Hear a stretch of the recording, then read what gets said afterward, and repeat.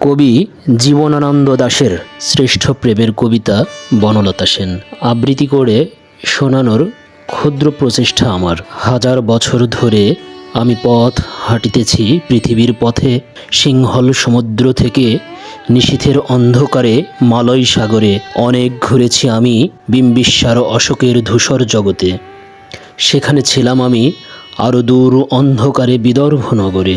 আমি ক্লান্ত প্রাণ এক, চারিদিকে জীবনের সমুদ্র সফেন। আমারে দুদণ্ড শান্তি দিয়েছিল নাটোরের বনলতা সেন। চুল তার কবেকার অন্ধকার বিদিশার নিশা, মুক্তার শ্রাবস্তির কারুকার্য। অতিদূর সমুদ্রের পর হাল ভেঙ্গে যে নাবিক হারায়েছে দিশা, সবুজ ঘাসের দেশ যখন সে চোখে দেখে দারুচিনি দ্বীপের ভিতর, তেমনি দেখেছি তারে অন্ধকারে। বলেছে সে, এতদিন কোথায় ছিলেন? পাখির নীড়ের মতো চোখ তুলে নাটোরের বনলতা সেন।